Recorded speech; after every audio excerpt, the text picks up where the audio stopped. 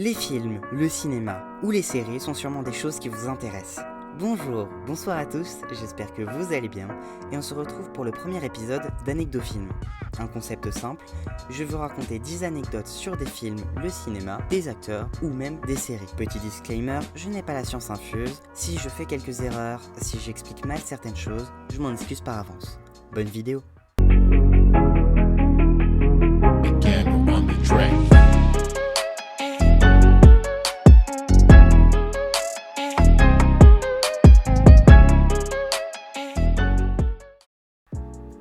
Première anecdote, mais pas des moindres, au début, George Lucas était persuadé que Star Wars allait être un véritable échec qui allait ruiner sa carrière. Effectivement, le tournage avait été très dur pour le réalisateur. C'est pour cela que George Lucas se tourna vers son vieil ami Spielberg, qui tournait à ce moment-là Rencontre avec le troisième type.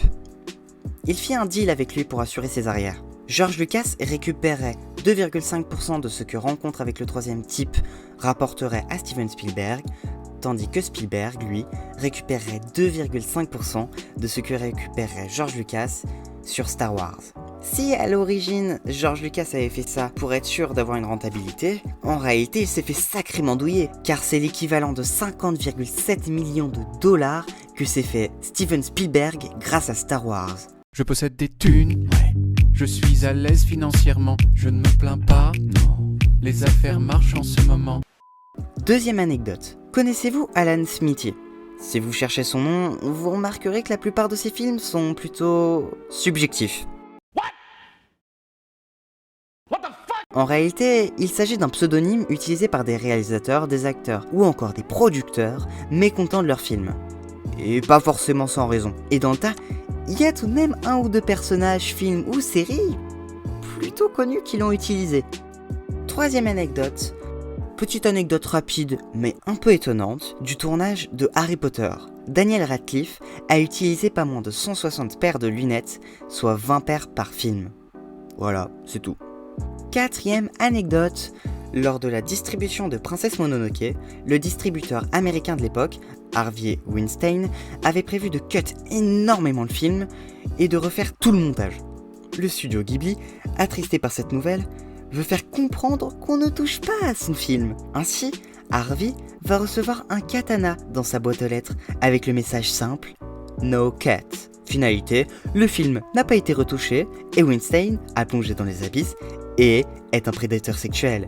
Pour avoir plus d'infos sur cette incroyable histoire, car j'ai énormément résumé là, je vous invite à aller voir la vidéo de Sofiane sur le sujet, qui normalement, si je gère bien, devrait s'afficher en haut à droite. Cinquième anecdote, on sort un petit peu des films pour passer sur des séries. Vous aimez Friends ? Vous aimez The Big Bang Theory ? Eh bien vous saviez qu'un acteur a joué dans les deux séries des rôles secondaires. Mais quand même, Michael Rapaport joue Gary, le petit ami policier de Phoebe, pendant quand même 4 épisodes, faut le dire. Mais aussi Kenny, un hors-la-loi qui veut vendre de l'hélium à Sheldon et Leonard pour un de leurs travaux. Ironie quand même de passer d'un policier à un contrebandier. Sixième anecdote, on repart sur des films. Et encore sur Star Wars. Vous voyez la réplique pas très connue là... C'est quoi déjà ? Attends. Ah oui. Je suis ton père ? Eh bien seul George Lucas, le réalisateur Irving Kershfer et Mark Hamill, soit Luke Skywalker, savaient que Luke était en réalité le fils de Dark Vador. Même l'acteur qui jouait Dark Vador ne le savait pas. Effectivement, on lui avait fait dire la réplique « Obi-Wan a tué ton père » à la place de la cultissime réplique. Ce n'est qu'en post-production, au doublage du grand personnage, par James Earl Jones, que la phrase a été remplacée. Septième anecdote, une autre anecdote rapide, quelqu'un a compté, il avait du temps à perdre, qu'on voyait 212 470 000 personnages et créatures tués dans la trilogie du Seigneur des Anneaux. C'est intéressant. Huitième anecdote, on a reparlé de Lucas, on va reparler de Spielberg. Il commence ses études de cinéma en 1965 à l'université, mais les interrompt en 1968 pour directement se lancer dans le show business. Il a cependant toujours regretté de ne pas les avoir terminés. Donc en 2001, il se réinscrit pour entamer son cursus universitaire à l'université de Long Beach, qui s'achèvera en 2002. Et vous savez ce qu'il a rendu comme projet de fin d'études ? La liste de Schindler.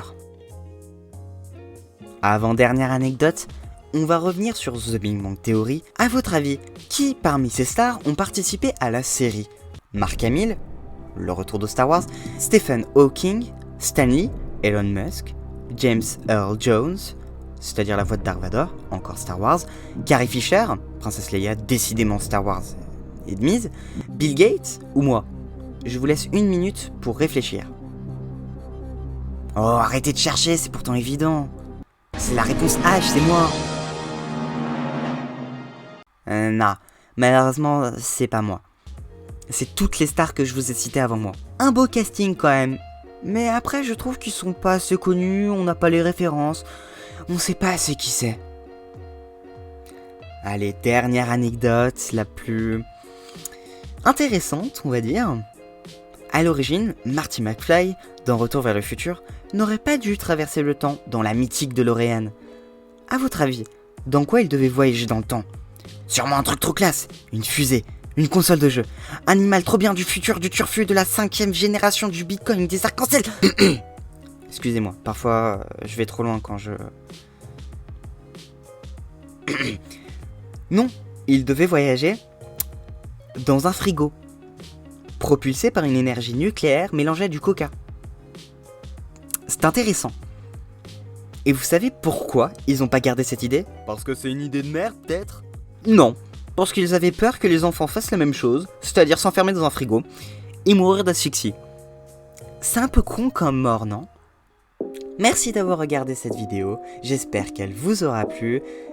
Toutes les anecdotes que j'ai racontées ici étaient, on va pas se mentir, les 3/4 incroyables. Oui, bon bah je dois bien meubler pour arrêter la fin de la vidéo là. Bon, bref, je dis à bientôt pour un nouvel épisode d'Anecdofilm. Ou trop.